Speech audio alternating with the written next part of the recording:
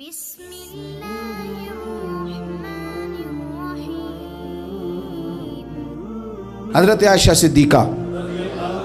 رضی اللہ تعالیٰ عنہ فرماتی ہیں، ایک عورت تھی اور اسے نبی پاک صلی اللہ تعالیٰ علیہ وسلم نے وہ کلمہ پڑھ کے مسلمان ہوئی، مدینہ طیبہ آ گئی تو حضور نے مسجد نبوی شریف میں اس کے لیے مکان، ایک سادہ سا کمرہ ساتھ مسجد کے بنوا دیا، وہیں رہنے لگی۔ اکثر وہ سیدہ طیبہ کے پاس آتی تو حضرت عائشہ صدیقہ رضی اللہ تعالیٰ عنہ فرماتی ہیں وہ بڑی باتیں سناتی اور آخر میں کہتی وہ ہار والا دن بھی بڑا عجیب دن تھا اور میرے رب کی قدرتوں کا دن تھا، وہ بھی بڑا عجیب دن تھا۔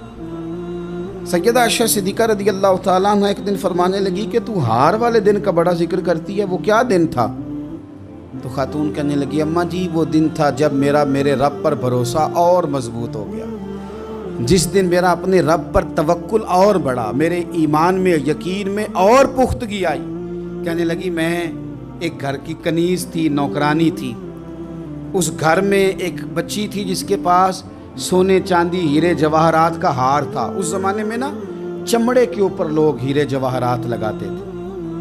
کئی دفعہ سرخ رنگ کے چمڑے پہ لگائے جاتے تھے، وہ بچی پہنتی تھی تو کہتی ہوں بچی کے اس نے اتار کے رکھا یا اس سے گرا وہ ہار تو چیل اسے اٹھا کے لے گئی گوشت سمجھ کے اور میرے سامنے اٹھا کے لے گئی۔ گھر والوں نے مجھ سے پوچھا، یہ بخاری میں موجود ہے، گھر والوں نے پوچھا مجھ سے کہ وہ ہار کہاں ہے تو میں نے کہا چیل اٹھا کے لے گئی۔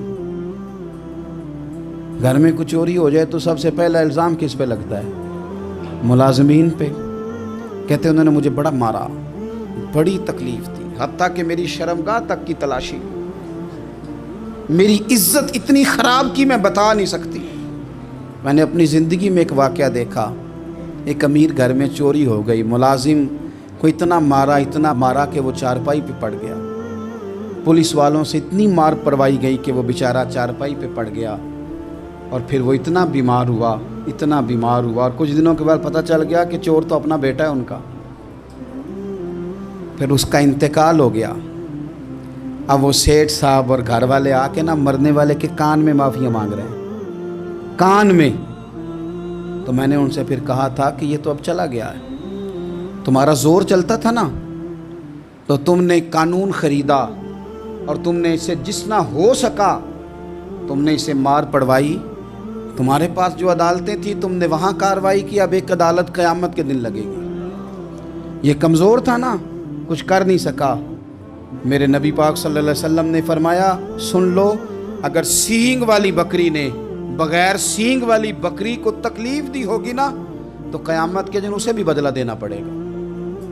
کہ تیرے پاس سینگ تھے اور تو نے اسے مارا تھا۔ وہ خاتون عرض کرتی ہے سیدہ عائشہ کی خدمت میں کہ مجھے بڑا مارا، مجھے تکلیف دی، میں کہہ رہی تھی کہ میرے سامنے چیل لے گئی ہے پر وہ نہیں مان رہے تھے، اماں جی انہوں نے مجھے بڑا مارا۔ حضرت عائشہ صدیقہ کہتی ہیں پھر کیا ہوا؟ کہنے لگی اماں جی جب کوئی میرا مددگار نہ رہا، مجھے تکلیف دے رہے تھے، رسوا کر رہے تھے، تو میں نے اپنے رب سے مدد چاہی، میرے رب کی طرف میں نے توجہ کی، میں نے کہا مالک اب تو ہی میرا مددگار ہے۔ کہتی ہے وہ مجھے مار رہے تھے تو وہ چیل جو ہار لے گئی تھی وہی لے کے واپس آ گئی اور ہمارے سروں کے قریب لا کے اس نے جب اس ہار کو پھینکا وہ مجھے چھوڑ کے سائیڈ پہ ہوئے، وہ میری بے گناہی جان گئے، لیکن آپ کو بتاؤں اس دن سے میرا اپنے رب پر یقین اور بڑھ گیا۔ مجھے سمجھ آ گئی کہ جب انسان پورا ٹوٹ جاتا ہے اور جب کوئی چاروں جانب اس کا مددگار نہیں ہوتا تو رب تو ہوتا ہے نا، اللہ تو اس کا مددگار ہوتا ہے نا، وہ تو پھر اپنے اس بندے کی مدد کرتا ہے نا، پھر وہ تو توانائی دیتا ہے نا، وہ تنہا نہیں چھوڑتا، وہ تو آنسوؤں والوں کے آنسوؤں پہ بڑا کرم فرماتا ہے، وہ تو قسم پرسی میں آ جاتا ہے، اس کی رحمت بڑھ کے استقبال کر لیتی ہے۔